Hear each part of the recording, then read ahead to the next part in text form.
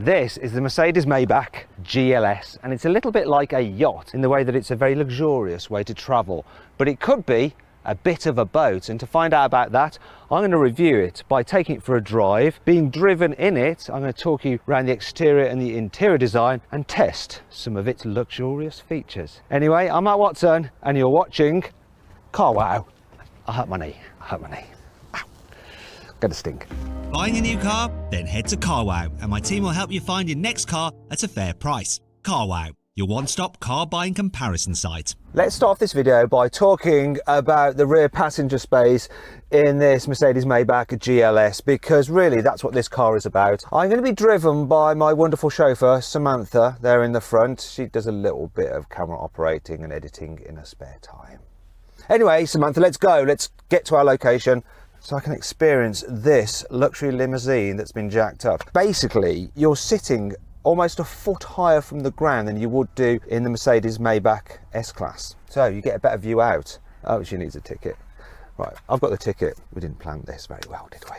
There you go. Thank you. That's not very good chauffeuring, is it? Bothering your VIP passenger.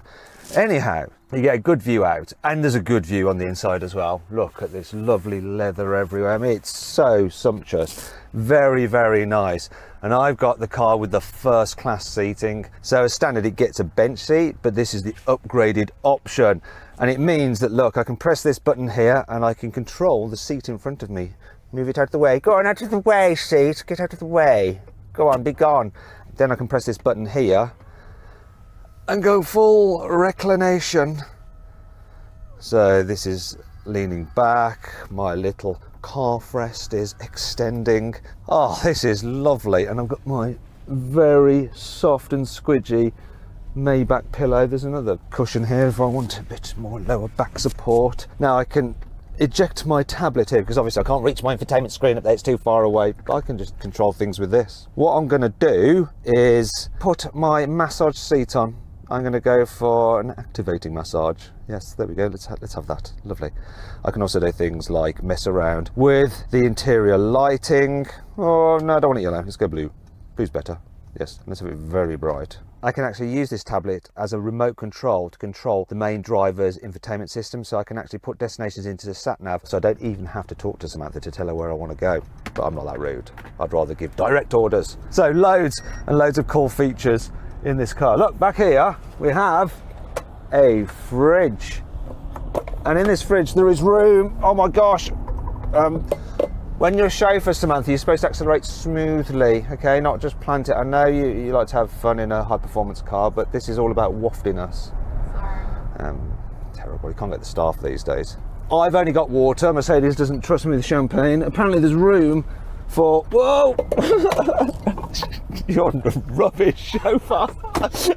There's room for 3 bottles of champagne, so you can get really pissed in the back of this. Not with Sam driving, because you're most likely going to be sick then, because she goes around corners too quickly. Now these little cutouts here are for some champagne flutes, silver plated champagne flutes, which Mercedes clearly didn't trust me with, because I'd obviously put them on eBay. If you have got the champagne flutes, you can store them here when you're in between sips. There's little grippers so that when you put your champagne flute in there, it grips it so it doesn't topple over. Also, you've got some cup holders here which you can cool and you can heat. So if you've got coffee or a cold drink, you can keep it at the temperature you want. Now, if you're wondering what this weird appendage is here, it's for your mobile phone, and it even fits my big Samsung Galaxy Fold. Hashtag no ad. And if you don't want to use your phone, you can get a little handset which goes in there, so you can use that, which connects to your normal phone by Bluetooth. But once again, Mercedes have not trusted me with it. What's wrong with you, Mercedes? Not a thief, you know. Oh, I have left these in here though. The noise cancelling headphones, which I can use to just shut out the noise, which there actually is hardly any noise really in here, even though Samantha's driving quite quickly. And then watch a film on the infotainment system there, though I think I might have to just alter the angle of it like that. You have to do that manually or using your foot. And then I can go onto here again and use my tablet to close all the blinds. Oh yeah. So I can just chill and wait till we get to our location. And then when we do, I think I'm going to sack Sam as chauffeur, because she's pretty rubbish at it, and she'll have to just spend the rest of her time filming me this video. Yes, you're supposed to stay in lane. That's what that beeping is. It's warning her about how bad her driving is. You're fired!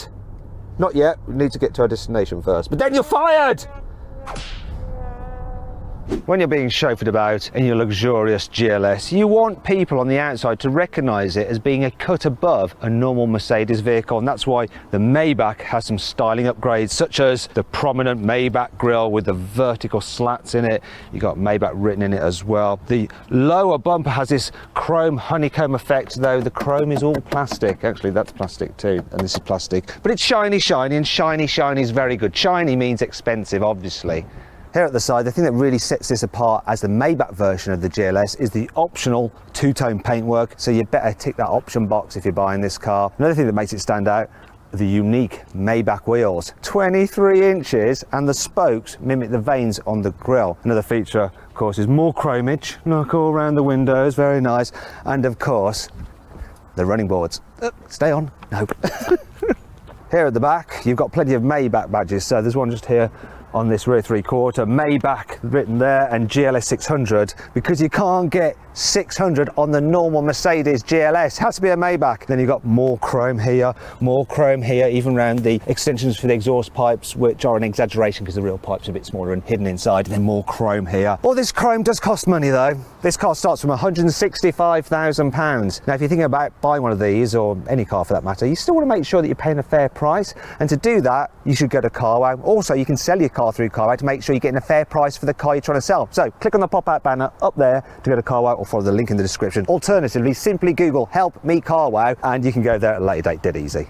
Here in the front, the general design is the same as a normal GLS, but it's been given Maybach levels of luxury. So you've got extensive leather, it's two-tone here. You've got leatherette up on the dash with white stitching. Also, you've got this pinstripe wood, which is a classic Maybach feature. A lovely part leather, part wood steering wheel. Some sumptuous seats, and yeah, once again, the leather's super soft on them. In fact, the leather extends all the way down to the door bins and even inside the door bin, which is lovely. You've got some Maybach-specific graphics on the infotainment system. You've got some Maybach pedals, thicker carpets. You've got the Maybach logo there, where you rest your hand to operate the touchpad.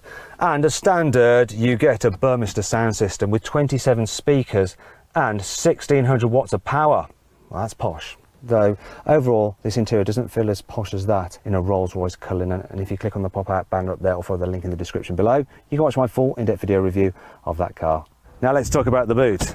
So the capacity is 455 litres, though not if you have the fridge fitted. You have to excuse the rubbish in here. We're actually just using it to illustrate what you can fit into this boot. Now if you need to carry bigger items, you probably want to fold down the rear seats like you can in a Bentley Bentayga. In fact, if you click on the pop-out banner up there, or follow the link in the description below, you can watch my full in-depth video review of that car. However, you can't fold down the rear seats on this Maybach GLS. It's sort of like a saloon only. And that brings me on to 5 annoying things about this car.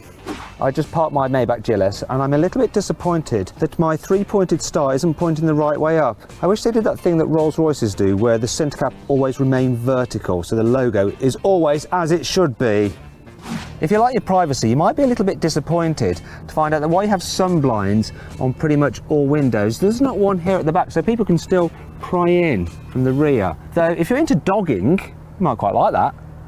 Because of all the extra luxuriousness, this Maybach version of the GLS is the heaviest. It comes in at almost 2.8 tonnes, which means it's 150 kilos heavier than the more powerful AMG 63S version of the GLS. As a result, it does 1 mile per gallon less. Not really a problem. If you can afford one of these, you can afford the fuel bills. The issue is it means that you can't go quite as far on a full tank of petrol, so you're going to have to stop to fill up a little bit more often, which you don't want to do if you're a VIP. Unlike many other premium SUVs, this Maybach version of the GLS isn't available with rear wheel steering, and it's a bit of a pain, that is, because it's one long ass car. As a result, your chauffeur may have problems manoeuvring it in tight spaces and could well curb these lovely alloy wheels, and then you'll have to sack them, and then they won't be able to afford to feed their family, and then they all might die. While the Maybach version of the S-Class has a V12, this GLS only has V8. 12's better than 8 by 4, and that matters. When you're really, really rich, you need the extra 4. Thankfully, this car has plenty of cool features to help make up for all this. Here's 5.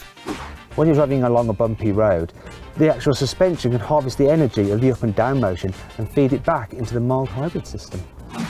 This car has a special Maybach driving mode which the driver can deploy when they're carrying a very important person in the back. What that does is flatten the acceleration curve so you take off smooth. It even starts off in second gear so it's not jerky. It will cut the stop-start system so the engine is not constantly going off and on, and it reduces the number of gear changes just so you can relax.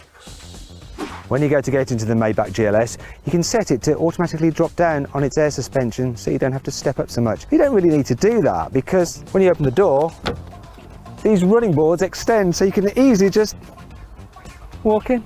How luxurious is that? A very thick load cover and an extra bulkhead between the boot and the passenger compartment prevents noise from entering the cabin. In fact, this thing is so quiet at high speed, you wouldn't believe it. I actually was a passenger in this car at 250 kilometers an hour on the Autobahn, and it was whisper quiet and super comfy. Did 250 kilometers an hour in the back of this thing, and it was barely as if it was moving. Now, if you want to find out more about that, then go follow me on Instagram because I filmed it for my Instagram account, Matt Watson Cars, so go check that out. This Maybach GLS comes with air suspension as standard with adaptive dampers, and it's been set up to be softer than the system you can get in the normal GLS. Also, you can get it with a camera that can read the road ahead and it will spot bumps and slacken off the suspension even more before you come to the bump, so you just glide over it. Also, the air suspension will automatically lower when you're going faster on the motorway to reduce drag, and if you want to go off-road, with the press of a button, you can raise it up to give you maximum ground clearance. Speaking of which, you can get a system which allows the car to jump up and down on its suspension and rock from side to side if it gets stuck to help free it. Finally, you can also get a curve function which causes the car to lean into the bends. The Maybach GLS is powered by a 4-litre twin-turbo V8 with mild hybrid technology. So it's got a little motor that adds an extra 22 horsepower when you suddenly need to overtake someone. Combined, it puts out 558 horsepower and 730 newton meters of torque, and that drives all four wheels via a 9-speed automatic gearbox. Okay, let's see what this Maybach GLS is like to drive. So I'm going to start off in town. Here we're coming to a very nice little German town with a speed hump. And I didn't feel it very much at all, even though I'm riding on 23-inch alloy wheels. Oh, this is quaint. Oh, look at this. I'm not really sure where I'm going, and this car is quite wide. I'll tell you what, going over these bumps and potholes, the air suspension is doing a great job of just dealing with everything, just as it should be. Also, the steering is nice and light, making my life very, very easy. Yeah, so the cars must wait for me because I'm in a Maybach. Thank you very much, Dankeschön. You liked it, gave it a smile. This car has auto emergency braking with pedestrian and cyclist detection, so I don't have to worry about accidentally running over the children. Here's an opportunity to check out the handling of the Maybach GLS. It's a roundabout. This is not extensive car testing, is it really, people? Let's head out to some faster roads. That was effortless round there. Here's a better opportunity to check out the handling. I'm going to just whack it into dynamic mode, go a bit sportier. Stays relatively flat. That's the active anti-roll system, doing its job, keeping the car nice and flat in the bends. Now let's see if this V8 can do a job of making the car accelerate when you need it to. So foot to the floor. Oh yeah, it picks up nicely, this engine. And the car goes from being super quiet to actually pretty noisy, but in a good noisy way. Okay, let's try it around this bend. Ooh. Yeah, it grips pretty well. Okay, I'm back in town, and I've got the augmented reality sat-nav helping me out. So it's showing me exactly which direction and turning I need to take. So I can't make a wrong turn, even if I'm a total idiot. Wait a minute. Look, there it is. It's saying, go this way. It's really helpful. So too is the V8. De-restricted, let's max it out. How quick can we go? Oh, 166 before I've got to get off for the junction. Oh my gosh. The brakes are good in this. So this thing, it has the tech, it has the luxury, it has the comfort, it has the performance, and thankfully, it also has the brakes.